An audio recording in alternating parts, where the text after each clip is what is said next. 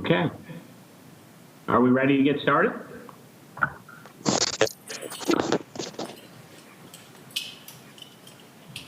We're live. We are live, guys. Okay, great. Okay, this is Duff Milky. Welcome everyone to the June 10th, 2020 meeting of the 2020 Charter Review Committee. And so as we do, we'll start with the Pledge of Allegiance, and then we'll do roll call. So let's start with the pledge. I pledge allegiance to the flag of the United States of America and to the republic for which it stands, one nation under God, indivisible, with liberty and justice for all. Okay, I'll ask Mackenzie if you'll call the roll. Or this is Kelly. Yep, this is Kelly. I'm here. So, Mr. Berquist?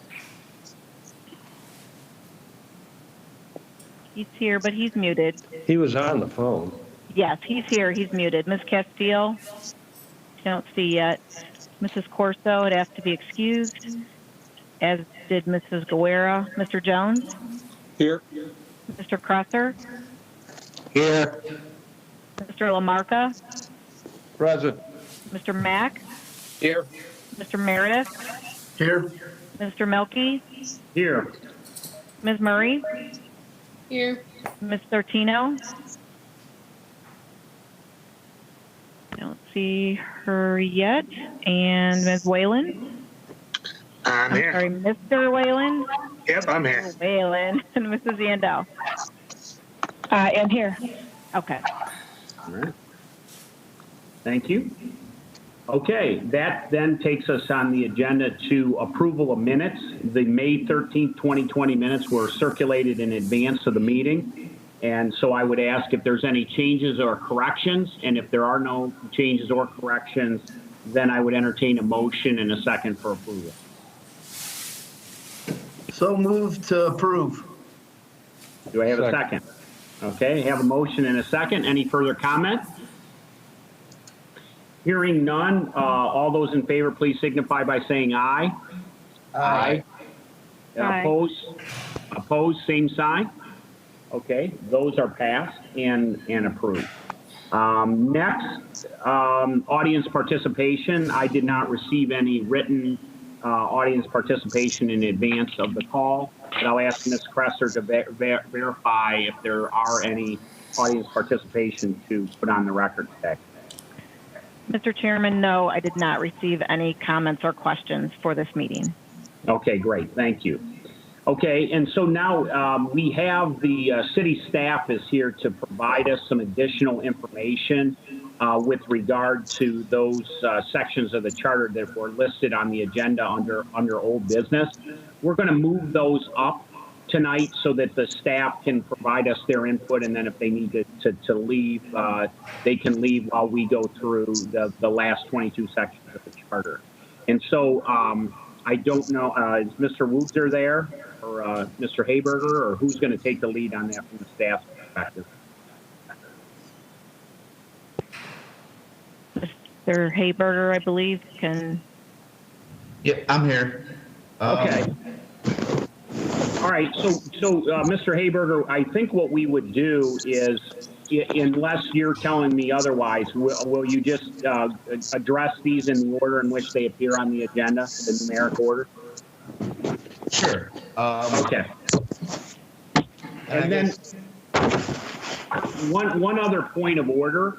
I think that because we're on the phone, it makes it a little more difficult. But I think the way we would do this, what I found in these kind of meetings, is let the presenter, the staff person, set up the issue and the input, and then provide it. And then at the end of that, in each section, we'll pause and we'll see if there are any questions for the committee to clarify anything, and then we'll move through each item in that same fashion. If that's acceptable, everybody can proceed. Okay, sorry. Go ahead. So under number 6, old business, you just want me to start with 1B, gender? Yeah, and just plow through those unless you want, if there's a need for you to go out of order. I don't mean to restrict you. I was just trying to organize it. Okay. I know this is a new, not a new thing, but this is the latest thing that folks want to do is to change the pronouns, and I don't have an issue with that. So what we're looking at is talking about is section 1B, gender. I guess the only issue I have with it is, how many issues do we want to submit to the voters? And obviously, I mean, that's your guys' call. In there, it talks about all references to gender shall include both sexes. We can go through it and clean up and make it the pronouns gender neutral. I guess that's more of a question for you guys than I don't really have any input. Many of these I won't really have many input on. If there's any questions from you guys, I can answer them on this. Okay. All right. Well, let's pause on that one. On the gender, I prior to this meeting, I tried to look and see if there's different sorts of provisions out there other than the one that's in here right now. And what I found for the benefit of the group was that, many documents use this convention where they have one section that just basically says, throughout this document, all references to any, to a gender or refer to all genders. And I think what's in here right now tracks pretty closely to I guess the majority of it. It's really, how in depth you want to get in that. But just the lead in all references to gender in this charter shall designate both sexes is what I have seen in my research. So I would just say that's the background I would provide, and then open it up to anybody else on the committee that wants to weigh in on this.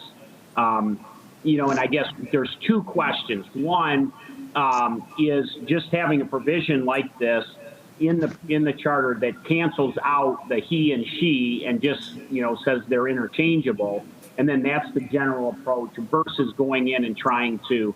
We would have to modify each and every section that had that reference in it, which would be a pretty big task. That's the first question, the general approach to one provision. The second one is the language in there. Is it sufficient to do that job? And so I'll stop there and ask, are there any comments from the committee on section 1B, gender?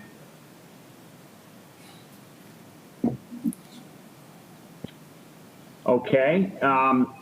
Hearing none, Trevor, I think we can, Mr. Haberger, we can move on to section 4, qualifications. Okay. In regards to qualifications, I did look through and I wasn't able to get through. So some of you probably saw in the packet, Ms. Kresser put together a list of cities, townships, and I think a couple of villages for the salary requirements for commission. So when I went through, I looked for that. I used those same cities and townships for the bidding threshold, and I was trying to view them for the qualifications as well. And I don't have a good numbers on this one as I will for the competitive bidding thing, but from what I saw, there was a general trend. I think 18 months was about right. I've even seen as many cities say that just at the time of election, you have to be a qualified electorate, which means a resident. I'm trying not to interject my own personal feelings here. So Yeah. Sorry. I think 18 months is about right. Okay, so picking up on that, I looking at the information that we were provided and reminding ourselves of what we said before, I think what we said before when we had this original conversation, there did seem to be some loose consensus, if I can put it that way, around 18 months, but we need to, make sure that that's where we're at. That's first, but that's historical for our committee. And second, I think one of the things that we can pull out of the research that was circulated is that 3 years is very much on the long side. And so reducing that period of time seems to be in keeping with the broader marketplace. And I would say that, when you looked at that, what popped out to me is everything was 2 years or less. And so 18 months seemed for me to kind of fit in that middle ground and kind of validate what we had discussed in the past. But so I'll stop there and ask for comments from the committee on this issue as to further the discussion we had at an earlier meeting. Duffy, this is Kurt. Okay.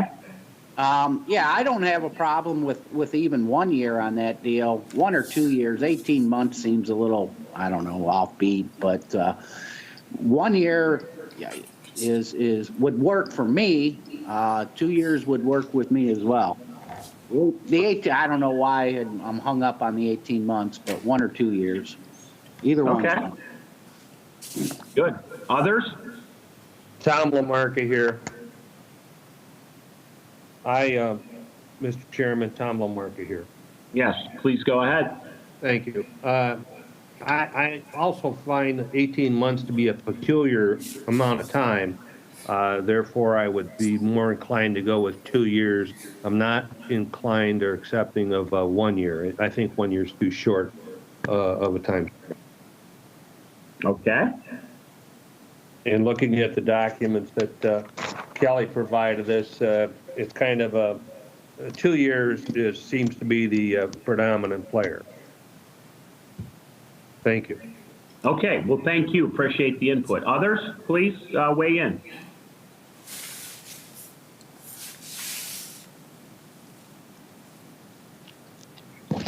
I would definitely go with the 2 years. I think 1 year just strikes me as being slightly too short. That's all.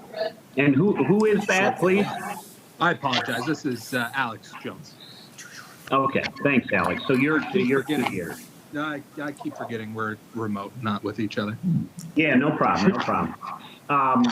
Okay, thank you, Alex. Others? Connor, Duff, this is Drew. Okay. I'm comfortable with either 18 months or 2 years. Okay, great. same here, Connor Whalen. Same. Drew, okay, hold on a second, Connor. Drew, did you finish your comments? Just wanted to say I feel 1 year is too short, but I'm comfortable with that 18 to 2 year mark. Okay. All right, thank you. And Connor, sorry about that, but go ahead. No, I'm sorry for interrupting. Same. I just wanted to agree, move through a little quickly. Okay, no problem. All right. Excellent. Others, please weigh in. And one other thing, we're getting some feedback, so if you're not speaking, put yourself on mute. And then, when you want to speak, remember to take yourself off. So others on the committee who want to weigh in on this issue of qualifications. And, there's other things in this, but in this section 4, but I think the main issue is the years of residency. And so are there others that would like to comment on that? This is Kima, and I think 18 months sounds good. Okay, great. Okay. Others? Hi, Duff. It's Lisa Sortino. Hi, Lisa. And I do agree with the 18 months. I think it does show that there is a level of commitment to being a part of the community. Okay. Excellent. Others?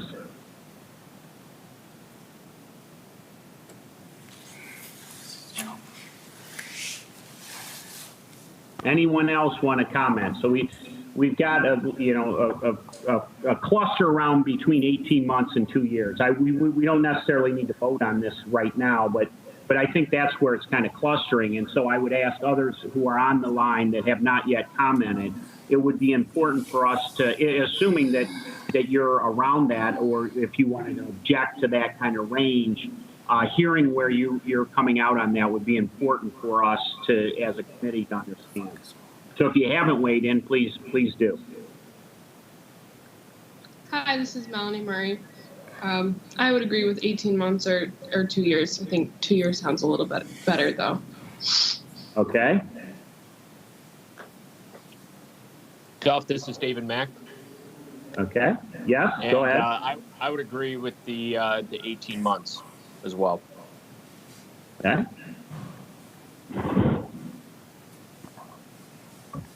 All right. Anyone else that we have not yet heard from that wants to weigh in?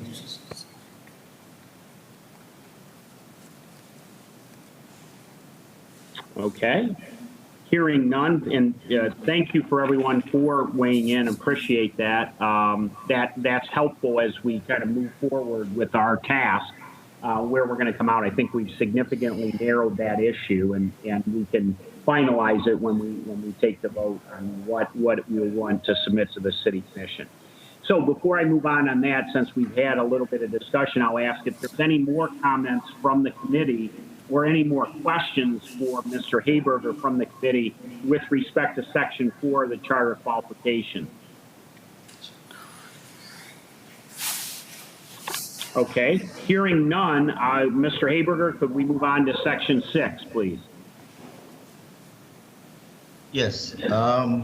Just so you guys remember, this conversation started out in the beginning, and I pointed out at that time that our current salaries for our commissioners doesn't even get them a full year's credit with the OPERS, the Ohio Personal Employee Retirement System. Right now it's $5,000. We would need to get that number to $8,076.97 to just for this year, which that minimum changes whenever they amend it. Typically, they don't amend it too often, but every 2, 3, 4 years they may amend it. That's why I had suggested tying the salary of a commissioner to the minimum earnable salary as presented by the Ohio Public Employees Retirement System. And if you look at what Kelly gave us, you will find that a vast majority of them were over that, basically $8,070. So I guess that's the only thing I have on that. Kelly's spreadsheet kind of speaks for itself. I don't know if you guys have any questions.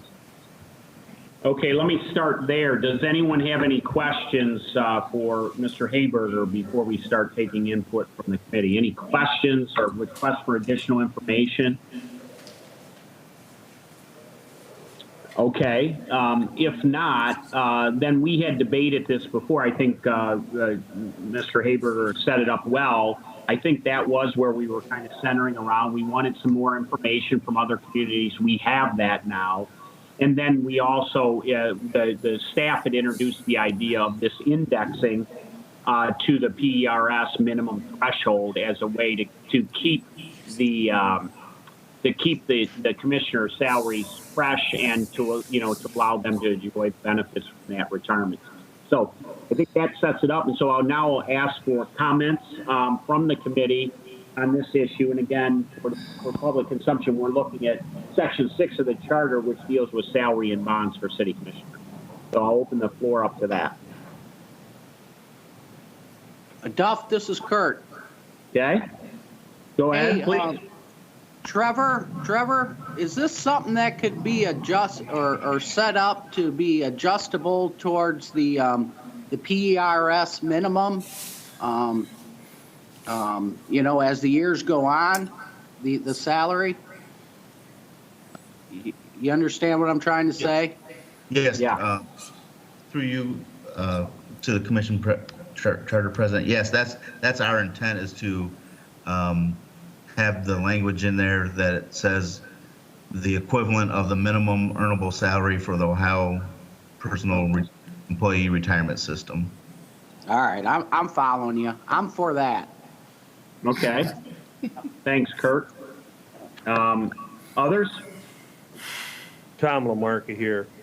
Granted that the small increase in pay won't make a significant difference, the retirement end is the positive spin on that.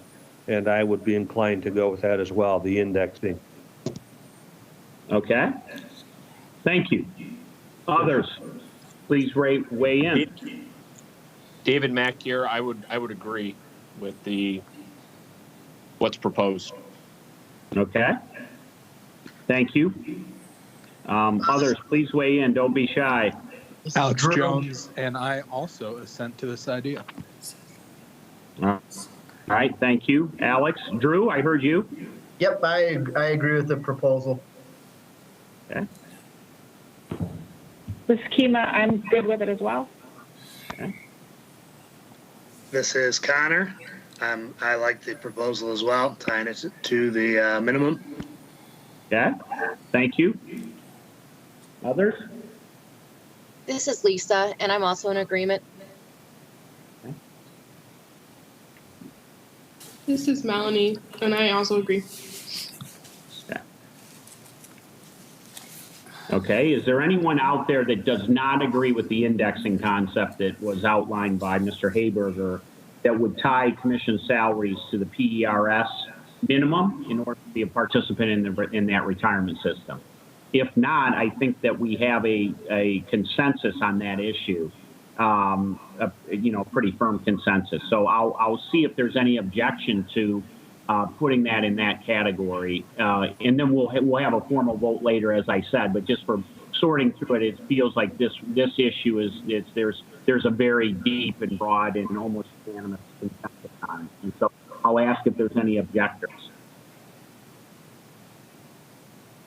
Okay, hearing none, we'll put that in that category, and again, bring it back for a vote at the meeting when we make our final vote on all these. So with that, I'll move on to section 13 and ask Trevor. I think could we cover like 13 through 16 all together, or how would you want to do it? Definitely could do 13 and 14 with just me, and then have Commission Clerk Kelly Kresser talk about 15 and 16. They're all kind of related. I see. Okay. In my mind, though, I see 13, 14, and almost 25 together. If you want to marry them, I'm comfortable with that. Okay. So I'll just walk through 13 and 14 for everyone. 13 lays out how many readings we have to do of our ordinances. We have to do 2 readings, and then after that, there's a 30-day waiting period, and then after that, they are effective. That's the typical 13. Under 13, there is also the ability to waive the second reading. So you'll see in their discussions about passing it under suspension of the rules. That suspension of the rules takes 5 votes, and all that does is waive that second reading. So under 13, under suspension of the rules, you will have a 1 vote, a 30-day waiting period, and then the legislation is effective. If you've ever seen any of our city commission meetings, you'll see that there's typically on any ordinance, there's 2 rounds of voting. They'll say, here, clerk, call the roll on the motion. That motion is for that suspension of the rules. So we'll vote on that. If that gets 5 votes, then the rules of 2 reads, 30 days are suspended, and then you vote on the ordinance in and of itself. That's that second time around. Now that differs from section 14. In section 14, there's only 1 read and there's no 30-day. I'm sorry, 14. Under 14, there's only 1 read and no 30-day period. So no second read, no 30-day period. That's passing it on an emergency. That's what causes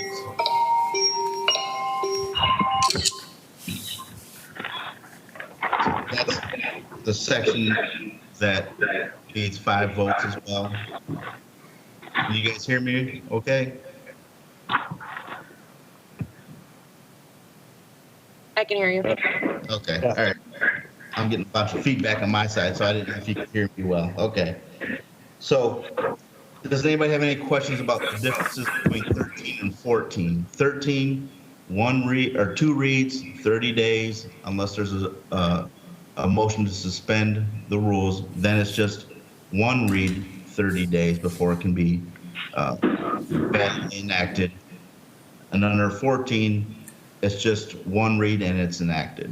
Any questions on that? Go ahead. All right. And so moving to 25, and that's many of our expenditures. 25, I want to point out there's two main $10,000 thresholds here. Some people get them confused. There's the $10,000 for competitive bidding, formal competitive bidding, and then there's another 10,000 that's for any expenditure over 10,000 has to be presented before City Commission. So when we talk about Section 25, let's just kind of keep that in our mind which one we're talking about. Either we're going to be talking about the competitive bidding or because you can talk about them at the same time, the expenditure of anything over $10,000 that has to go to City Commission. So if that 10,000 was something different, let's say that was 5,000, and the competitive bid was 10,000 still, an ordinance would still have to go to City Commission because it's over, let's say it's 7,500. If it was 7,500, it would still go to commission, but it wouldn't be subject to the competitive bid process. It's a little confusing since they're both the same number, but once you know it, it's a lot easier.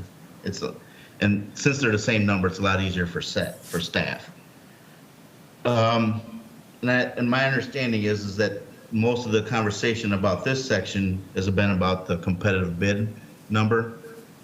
And this one is another one that, I don't know if you can read the spreadsheet that's on there, and I can send it to you guys.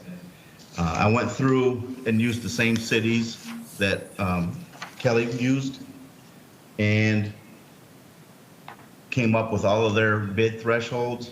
And I started it off with just talking about the federal threshold in general, the federal threshold.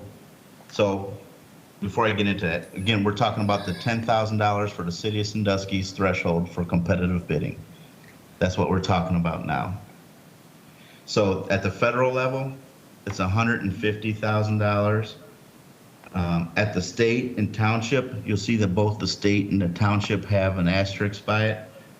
They're both essentially 50,000. In both the state and the township, it kind of depends on the project. But for the vast majority of things, it was 50,000. It was very hard for me to find anything under 50,000. But their bid thresholds depended on what the project was. Was it a purchase of goods? Was it a road? The only thing that I saw that was under 50,000 was, I think, like a path over a river. It was something really small. The county bid threshold is 50,000. If you're a statutory city, which we're not, obviously, because you guys are here today for the charter review, but there are statutory cities that don't have a charter. Their bid threshold would be 50,000. A village is 50,000. Public libraries are 50,000. Metro parks are 50,000. Then after that, I pulled out the townships and from Kelly's spreadsheet because, again, they're 50,000, so I didn't lay them in this spreadsheet. But I went through and talked and researched all 39 of the remaining cities. And of those 39, 24 follow the state code. 24 typically say something along the lines of competitive bidding shall be done under the general laws of the state of Ohio. So out of the 39, 24 say tie it to the state of Ohio, which when I talked, when we talked about this in the beginning, that was kind of my thought, was tie it to the state of Ohio, just like we're tying the salaries of the commissioners. So we're talking about 39, 24 already follow the state code. Another 6 say 50,000 in and of their own. So they don't tie it to the state code per se, but it's still 50,000. So that's 30 of the 39 that we looked at not including the townships that are already 50,000, that have a threshold of 50,000. One city had 30,000, 4 cities had 25,000, 1 city had 20,000, 1 city had 15,000, 1 city had 10,000.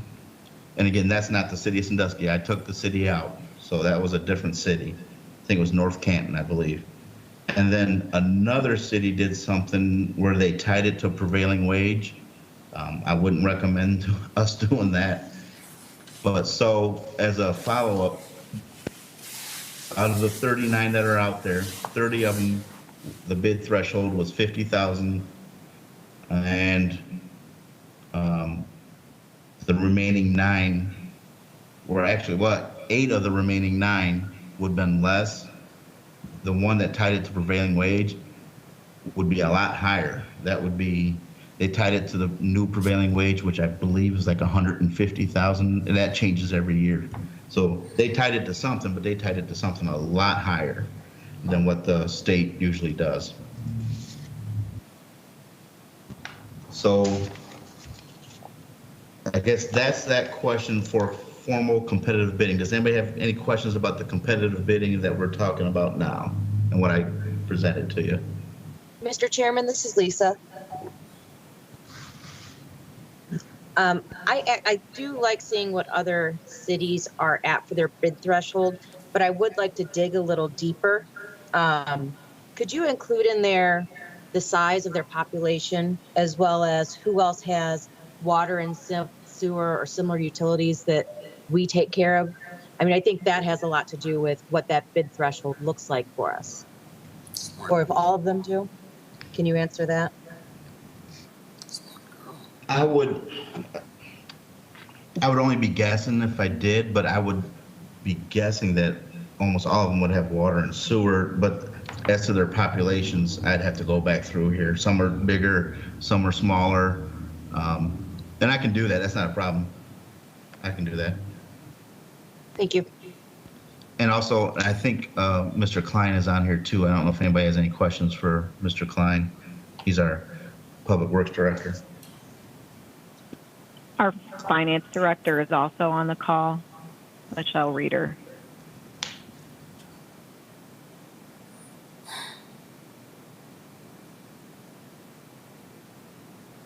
Mr. Chairman, this is Kurt.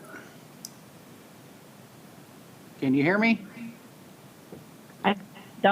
Our chairman has himself muted, so. Oh, all right. But he's here. Anyway, so go ahead.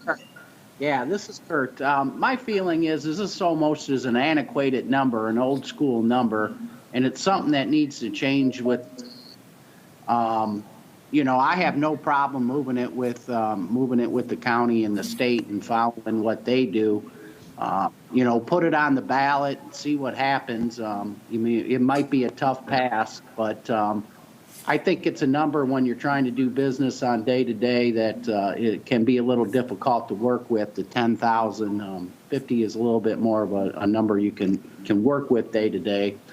I have no problem putting that on the ballot, seeing what the people say, and taking it from there. Hey, Kelly, can you hear me now? Yes, sir, I can. I see you too. All right. Well, I don't know what happened. But now I'm getting an echo. I'm going to hang up and come back.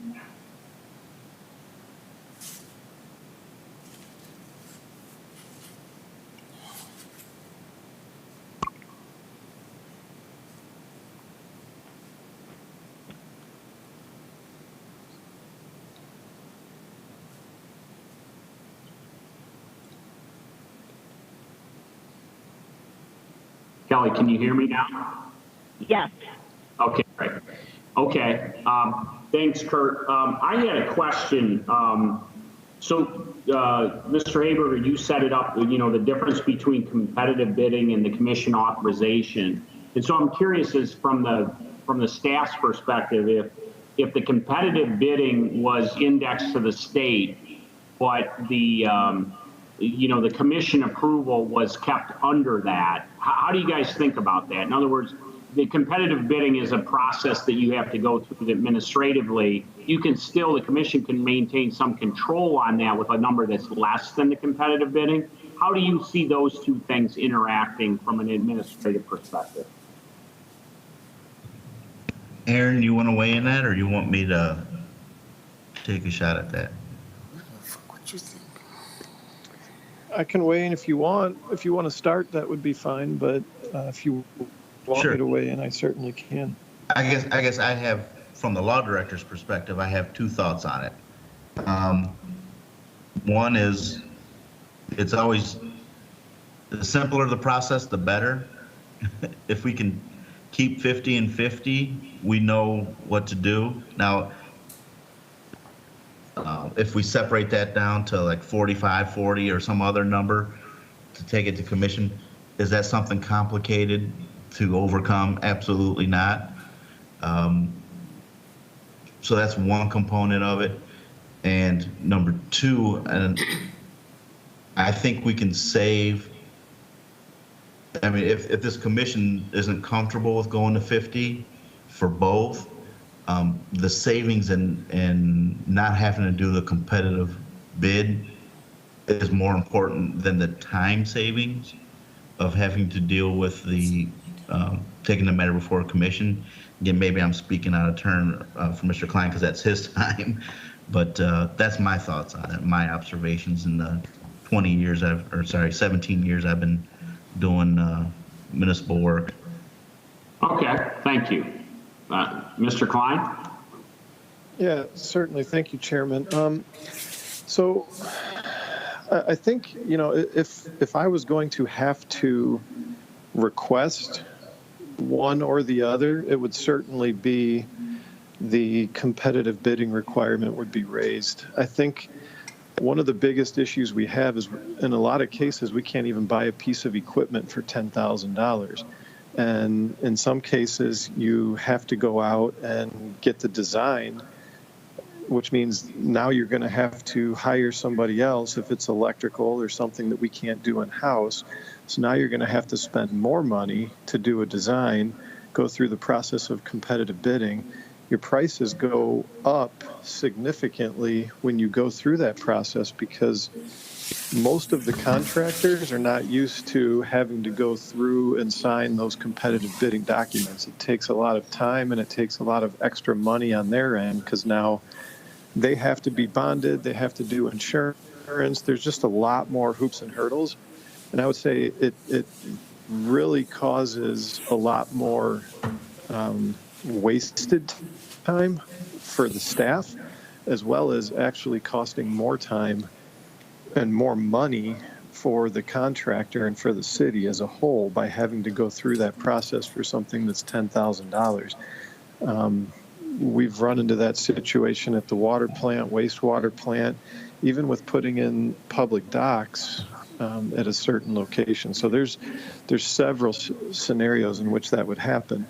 Now, having the two numbers coincide with each other would be extremely helpful. I think the bigger thing on that one is the time savings. We would definitely be able to move forward with an emergency repair at the water plant or wastewater treatment plant. A lot of times we hold off for maybe 2 weeks on doing a repair, or we push forward on getting everything in line, getting all the quotes in line, but it really gives us a couple-week delay for something that might be an emergency that we have to go to commission and then come back for the formal legislation at another time. So going through both of those processes, one is very much a time consideration. The other one is a time and money consideration. And if you do have two different numbers, a lot of times what that would do is it would actually allow for errors. Now, I can't say that we've never made an error in the department, but adding the two different numbers into it might be something that is overlooked or forgotten or just misinterpreted at a certain time. And I don't like causing a situation that would lend itself to errors. One last thing that I would say in this as well is that I know last time around, several years ago, there was definitely a concern about, raising it much more than the current 10,000 because we wouldn't be looking at it competitively. Well, that's definitely not the case because we still have the $1,000 threshold where we have to get multiple quotes. We just don't have to spend the extra money to go through the design, engineering, planning, and all that other process. We can do a apples to apples comparison of quotes and then just proceed with it like we do right now for anything that's over $1,000. So it's something that's very important to our department based on mostly on the financial side, but also on a staff time level as well. Okay, and so are you, you mentioned the quotation threshold of $1,000. Are you guys comfortable with that? What would you answer to that? Through you, Chairman, in complete honesty, I mean, it does add extra layers to what we have to do. But at the same time, I don't have a huge problem with that because it certainly holds our staff accountable to make sure that they're doing what's right and spending the money the right way. Okay, thank you. I'm going to pause there. Is there anything else? And I think we should hover on 25 expenditures, section 25 expenditures for the moment. Anything else from staff that they would like to offer before I turn it over to the committee to ask any additional questions on this section? Okay. Hearing none, I'll open it up to the floor. Are there any questions that we have for the city staff since we just did a thorough job of going through it, let's stick on 25 and then we'll go back and pick up 13 and 14 on section 25. Comments?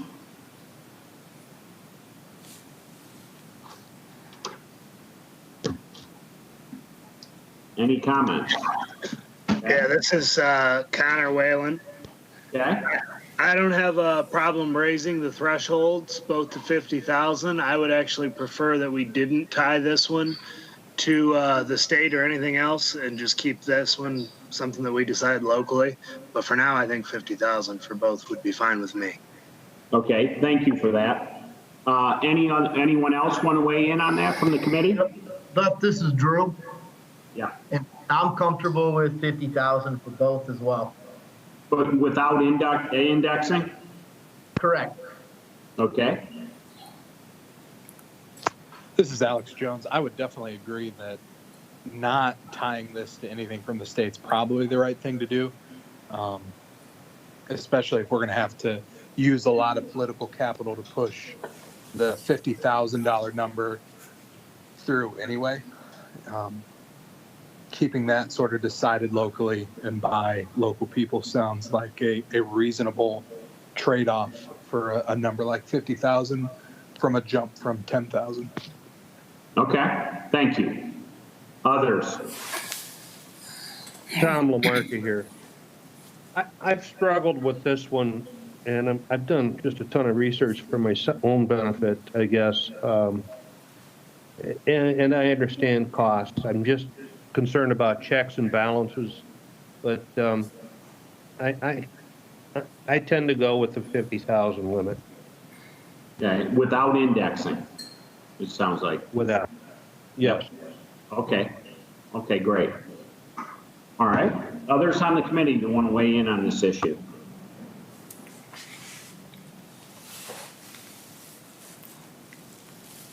This is David Mack. I would agree with the 50,000 and not tie it to the index as well. Okay.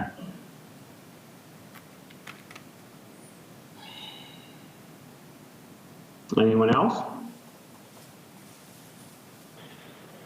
This is Kima, and I'm where this is going forward. I'm in agreement with.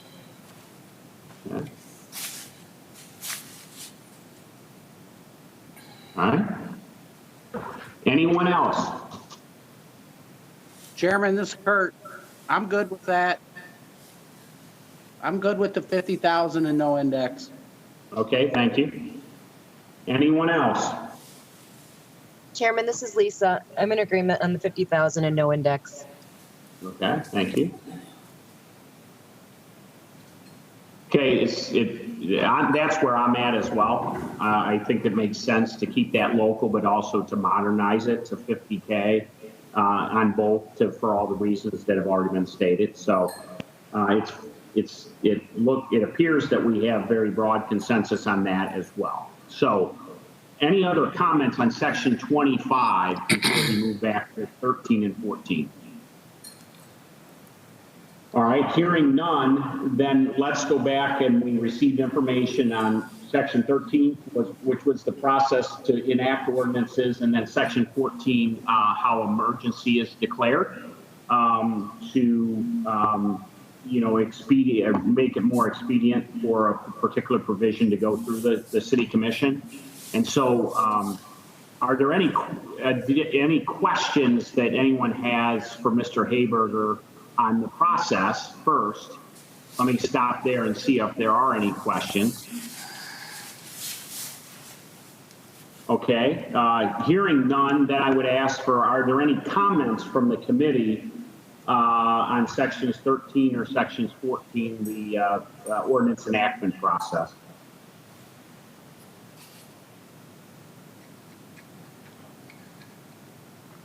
Okay, hearing none, we'll note that we received the information as provided by the staff. It will be taken under consideration, and we'll review these matters along with the rest at the time when we will, make our final decision on what to submit to the City Commission.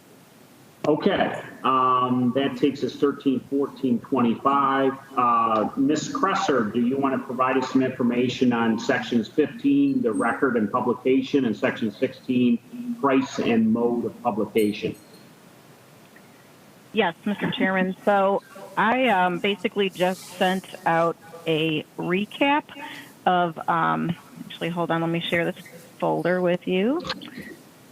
A recap of what we have done since the last Charter Review Committee meeting that has needed to be advertised in a local newspaper of general circulation. So the costs are there, and you see they range. There's a huge range with them, and the 2015 ones, as I recall, are for the years that the state of Ohio changed income tax collections, and I believe that's why that year is such a higher number or such a higher cost. And the other ones are just, as ordinances passed that need to be codified, they require publication in the newspaper, and the costs are what they are. There's, basically one vendor here locally, so. Okay, and so do you have a requested alternative or not? Well, what some of the other cities have done is a lot of them have gone to other platforms. Obviously, when our charter was written, we didn't have a means to do this on a computer. People didn't have smartphones. Some communities have switched to posting that type of legislation on their website and/or putting them in public locations where people can read them or take them and read them. So that would be an option. And then some of the other municipalities that I did some research with in the spreadsheet that's on the screen, it should be on the screen. Can you all see that?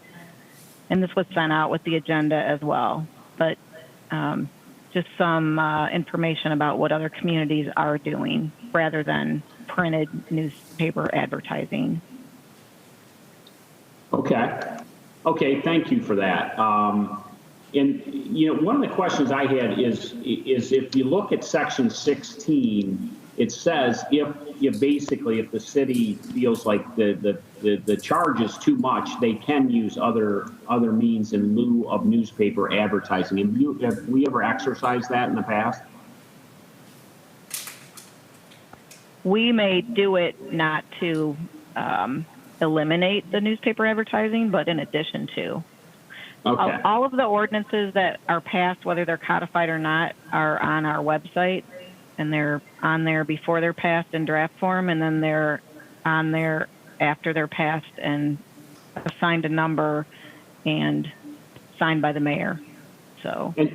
And so with that in mind, if the city commission put this on the ballot and it was passed, is it fair to say that you already have the mechanisms in place to do alternative publication, basically, if I understood what you just said? Yes, we would, Mr. Chairman. Yes. Okay, great. Thank you for that clarification. Okay. So let me stop there and see if there's, the committee has any questions for Mrs. Kresser on this issue. And again, it's section 15 and 16, which is, has to do with the publication and notification of ordinances in the city. Kelly, this is Kurt. Kelly, do you have any idea how much you spend on average a year in newspaper publications? Just off the top of your head. I don't need a specific or wait till the next meeting, but just an idea. So that is the one that's on the screen right now. If you look at the gray columns, that's the total for each year for the last 5 years, or so 5 years, 2014 to 2018. Oh. Can you see that? Yeah, I see it now. Yeah. Okay. And it was active in 2015. That's the year that the state changed the income tax collections and how municipalities collect them. And that was like a 50-some page ordinance. That's why that year was so high, because they actually did it twice during that year. So we had to change our local regulations about income tax collections, and we're then required to advertise them in the newspaper. That's why that's the high year.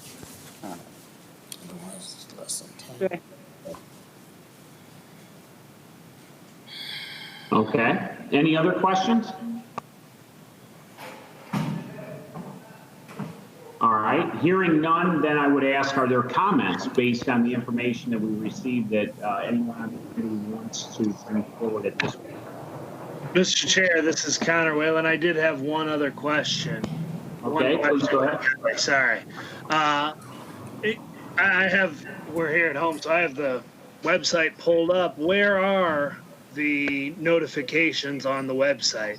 I don't think I'd have a problem with going to it being on the website, but I think it should be something that's on the homepage and easy for somebody, an icon on that homepage that kind of says notifications.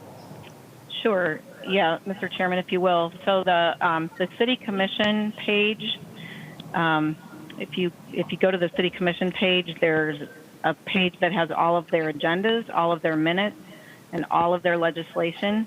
So it's all on one page. And yes, that certainly could be tweaked and moved around if it were to be our exclusive means of notifying the public what is passed. Okay, thanks. All right. Thank you. Anyone else from the committee, either questions or comments?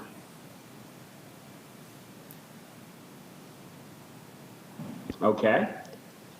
This is David Mack, Mr. Chairman. This is yes, David go Mack. ahead.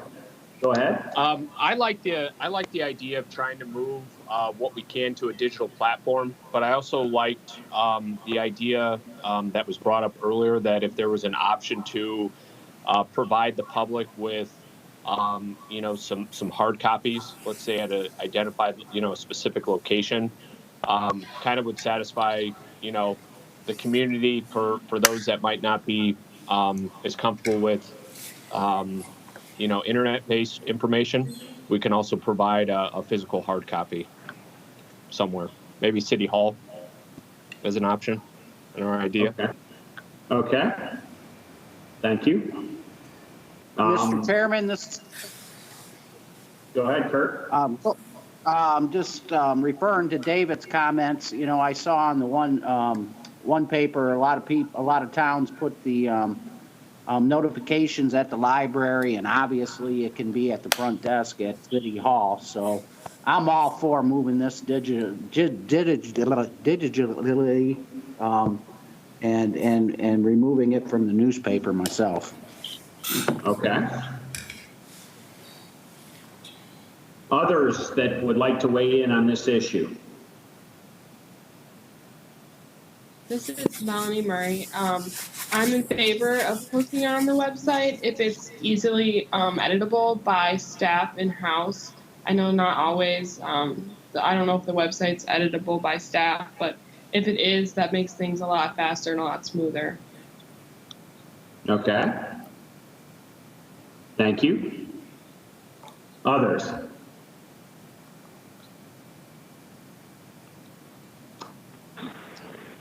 This is Kima, and I think digital, and I think also a board in City Hall somewhere where locals who are used to looking on the newspaper have a place to go look easily. Okay. Okay. Anyone else want to weigh in on this issue, section 15 and 16 of the city charter?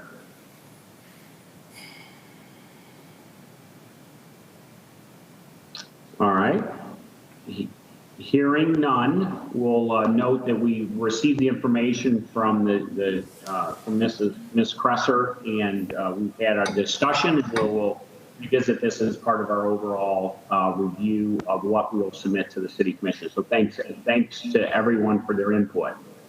Now I'll turn the attention to section 17 and section 18 of the charter, which effectively have to do with the appointment of the law director and the appointment of the finance director for the city that is initiated by the city manager and approved by the city commission, and then the persons in those roles serve at the pleasure of the city manager.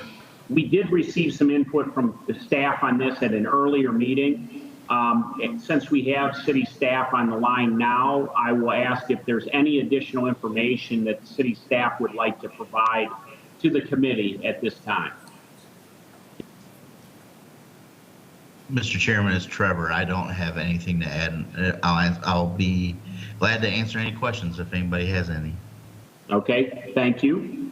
Okay, with that, then I will turn to the committee and say, do we have any questions for Mr. Hayberger with respect to section 17 and section 18 of the city charter as it relates to the appointment of both city's law director and finance director?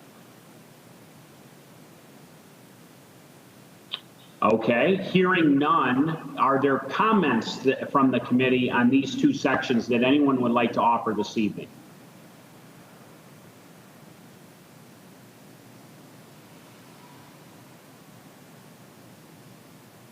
Okay, hearing none, we'll consider those closed. That will take us to the next one, section 27, civil service. And this has to do, the issue that was raised at the earlier meeting was the qualifications for the fire chief and the police chief, and in particular, the length of time of service was pegged at 10 years, and also the rank of the individuals was an issue that staff had brought up for our consideration. And so I'll ask Mr. Hayberger if you could provide us with any additional information with regard to section 27, the civil service. And please feel free, if I've not fully described the issues that are before us, to add to them. Go ahead. Thank you, Mr. Chairman. I believe we have both Chief Orzak and Chief Wilcox on here.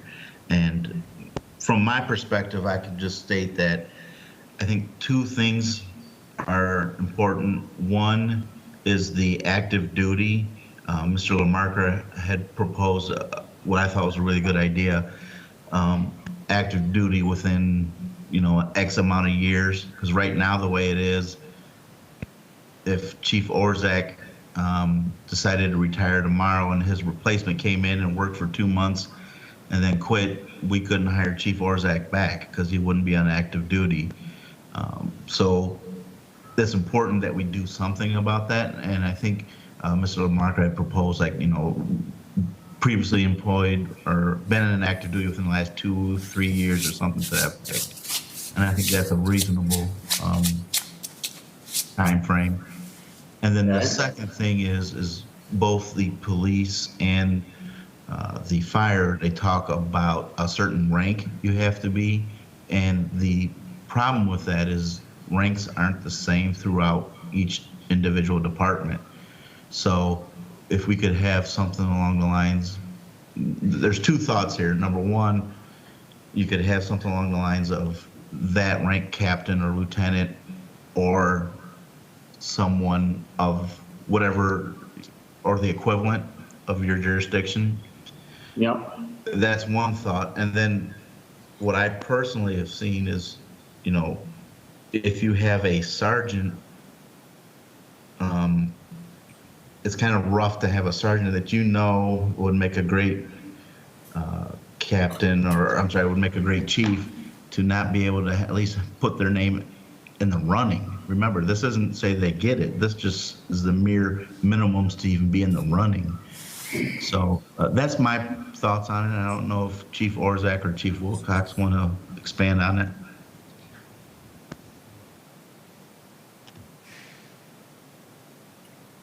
Please go ahead. If one of the chiefs wants to weigh in, please feel free to do so. Since we're on the phone, I'll call Chief Orzak. Would you like to weigh in? You don't have to, but I want to give you the opportunity. Chief, I see you're there, but you're muted.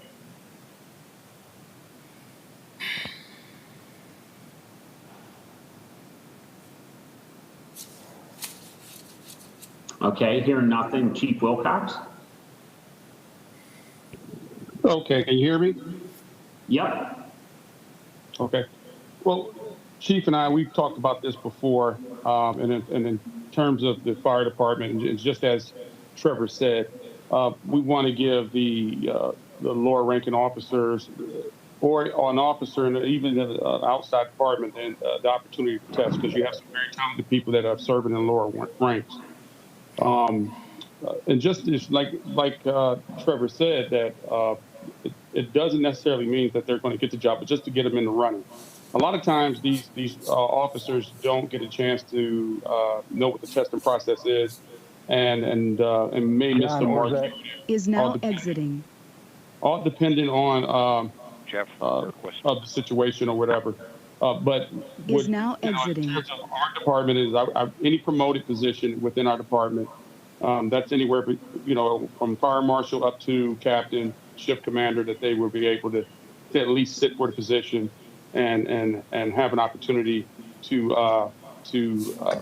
place for the job. So that's our line of thinking, and just to reach down and get talent that may expedite the process in terms of rather than just having just one rank that is often looked at for just two ranks, like either a captain, chief officer, like a battalion chief in another city, or chief in another city, or now joining. Assistant chief within a department. We want to have all ranks considered when choosing the position in the Department of Fire.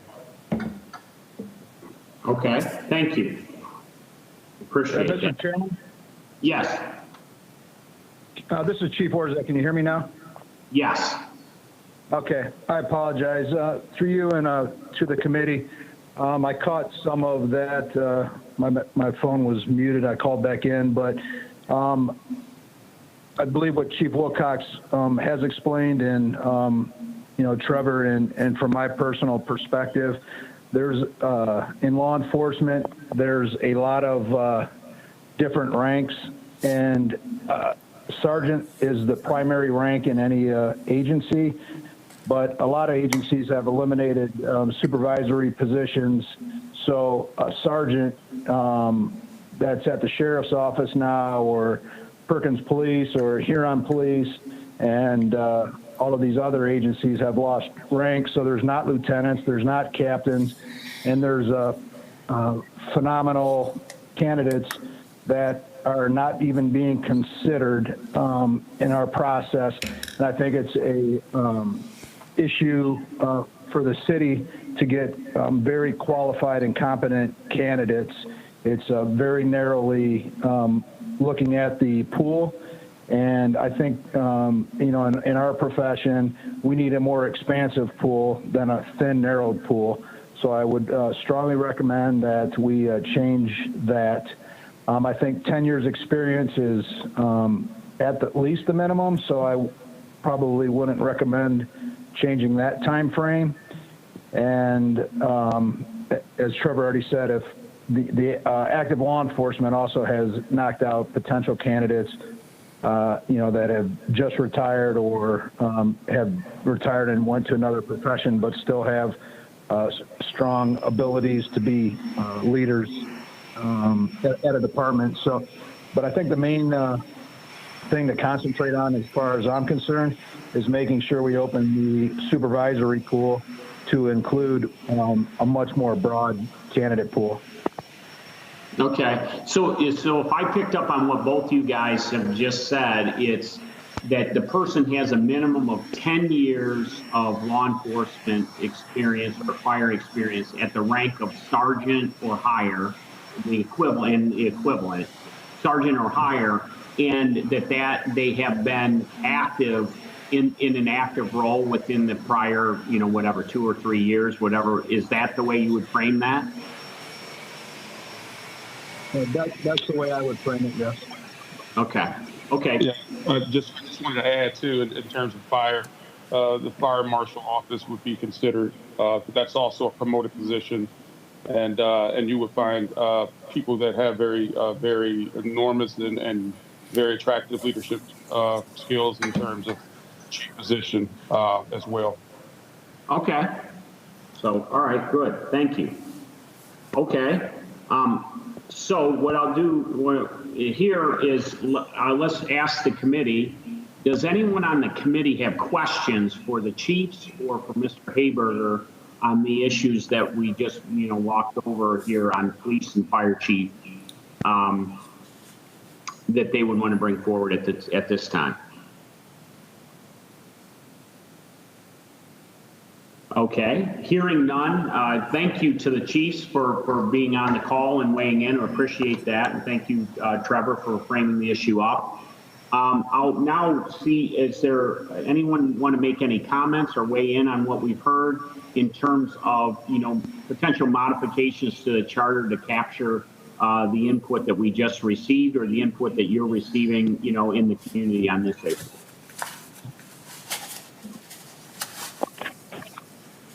This is Alex Jones. I would be agreeable to language that essentially made those positions open to anyone in those respective fields who've been active duty.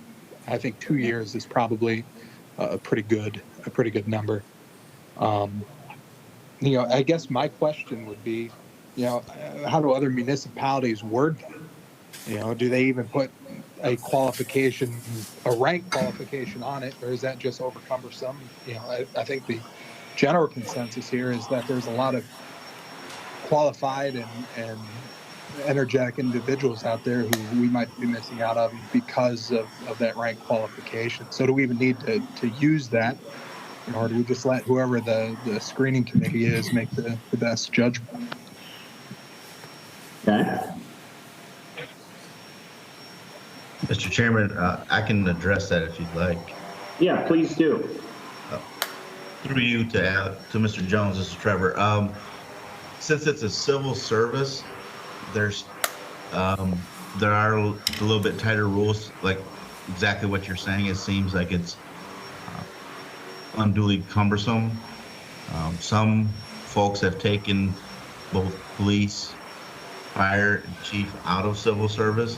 I wouldn't recommend that. I think having the civil service protection for many of the police chiefs and fire is a good protection for them, and it protects the city in that we have to make sure we're following proper guidelines, make sure we're dotting our I's and crossing our T's, so that you don't have, like you had in Chicago with Mayor Daley, just hiring whoever he wanted. And that was the whole purpose of why police chiefs got put into civil service. So I agree with you in theory, but unfortunately, for many years, many states or many cities have run afoul to the point that I think some restriction is necessary. Thank you. All right. Anyone else on the committee want to weigh in on the Section 27 civil service, and in particular the chiefs of each of our divisions and their qualifications to be eligible to apply? Tom Lamarca here. I concur with the thoughts of both chiefs, and I do appreciate their explanations of the different ranks and the ratings, and I follow that well. So I would go along with the lines that they have submitted. Okay. Sergeant up and 2 years active duty. Thank you. All right. Thank you. Chairman, this is Kurt speaking. Okay. Go ahead. I believe both the police fire chief explained things very well, and I would tend to agree with them. It's like their biggest issue is creating a larger pool of candidates, and I think with how they worded it and how they phrased it, I'm thinking that's something that we should look into, and I'd be for their recommendations on changing that. Okay, thank you. Anyone else would like to weigh in, please go ahead. Connor Whalen here. I'm not sure exactly. I like the ideas that the two chiefs shared about the rank. Not exactly sure the wording there. I'm thinking something like 10 out of the last 12 years active duty would probably be the way to go there. It's just my thought, but I'm in agreement. All right, thank you. Chairman, this is Kurt. Okay. Connor, didn't they mention that it would be a minimum of 10 years experience on that? Yeah, that was what they said. I just when it comes to how we're going to word it, I think something like 10 out of the last 12 would be, that would allow that gap in service to be anywhere in there and not directly before. Okay, I get what you're saying. All right. Thank you, Connor. Others that would like to weigh in?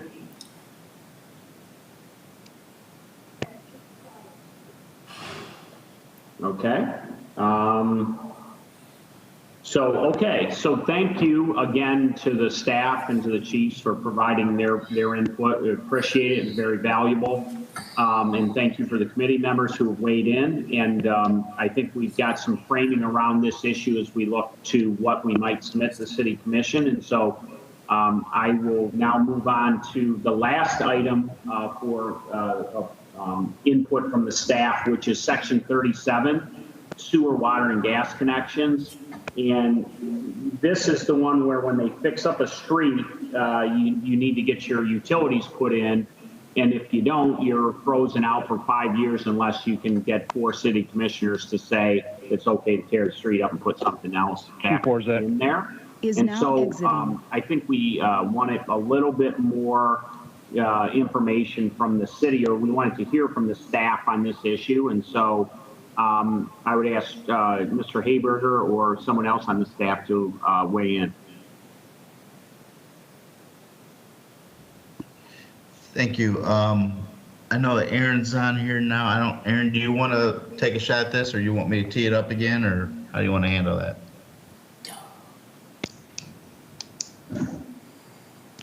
Why don't you tee it up, and I'll take it from there.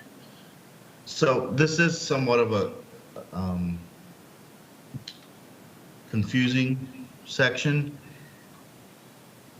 So here's the dilemma I struggle with. I don't know why, if after someone decides they want to do this, why 4 commissioners wouldn't vote to allow this to happen. And I struggle with, I don't know why it's necessary. So our problem isn't to get people to not do something, it's to get them usually to do something. So I struggle with this, and that one, I don't know I don't think it's worth this commission's time to deal with whether this should be in or out, because I don't know why 4 commissioners wouldn't do this. So that's just kind of where I'm, as a law director, struggling with is, do you want to spend time? This is almost similar to that gender charter.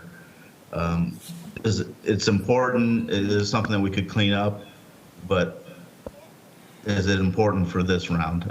That's my thoughts as the law director. Okay. Mr. Klein. Yeah, through you, Mr. Chairman. I agree with Trevor. I'm not sure where this ranks on the priority list of this committee.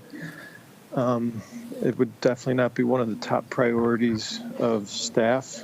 You know, we've pushed really hard the last several years to when we're doing a project that that we are improving the city's infrastructure, all the sewer, water, storm, anything underneath. We've also coordinated with outside agencies really well by having meetings every year with gas, you know, with gas, electric, and everybody else, AT&T, to get them to improve their infrastructure before we do the project.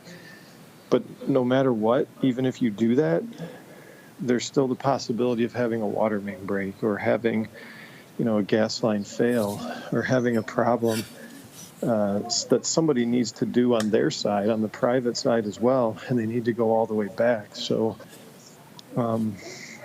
like Trevor said, I think it's a very weird one to deal with, and it's not a top priority, especially with our current protocols and practices that we do and what the other utilities are learning to do as well. So, but I mean, I can certainly answer if there's more detailed questions or more information that people are seeking. I can certainly answer specific items. Okay, thank you. So are there any additional questions from the committee on this issue while we have the city staff on the line?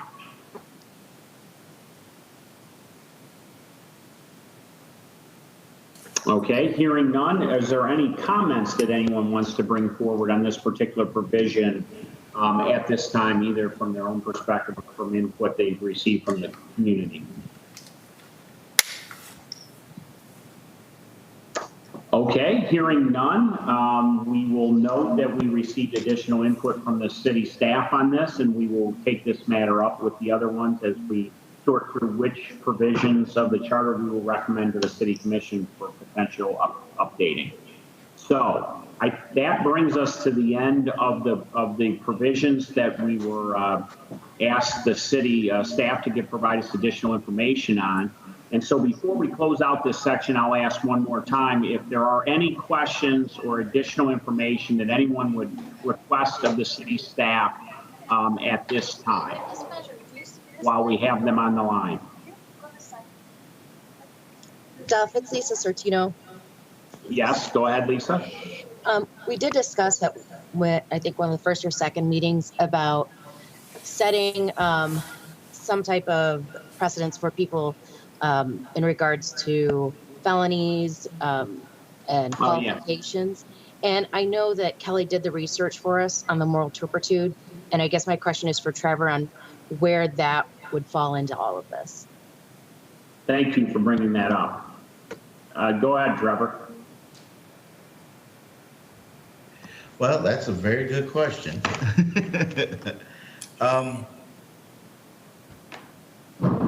I guess from my standpoint, again, when I say my standpoint, I understand I'm saying that as law director, not as a resident. These are so, your definition of moral turpitude and my definition may be different, and they're so hard to police. I think what we have now is barely adequate. I think maybe if we could add something about to what I would have a problem with, what I see in many communities is putting something in there if someone's charged with a felony. And as a law director, I'd have an issue with that. I think someone should have to be found guilty So if we want to go down that route, it would have to be, in my opinion, a conviction, and then would be a conviction of, do you want to go down the side of an offense of violence? Many things are an offense of violence, or is it just strictly to something involving deceit, dishonesty? So I think this is going to be a much broader conversation, and I'm willing to listen and give you as much feedback as I can. But I've seen the generic moral turpitude before in a city in which I worked in, and I can tell you that every time a councilman said something that another councilman didn't like, they thought that was a violation of the moral turpitude clause. So that's what I would like to avoid. If we do invoke something like this, I think the wording of it's going to be critical. I don't think I answered your question, but if you got a question off of that, let me know. So I do have a question, and it's a good segue into what the other provisions we need to cover tonight. So, you know, when we look at moral turpitude, it's kind of a you know, almost a forfeiture. It's an indictable situation that is means for, you know, forfeiture of your position. But the charter has the recall process in it, and so if there's enough outcry in the city that someone isn't fit to serve, that mechanism is available. And it has, you know, the thresholds aren't really, I mean, they're achievable, let's put it that way, and responsive to, I mean, they could be responsive to this sort of situation. Is that true? I mean, if the town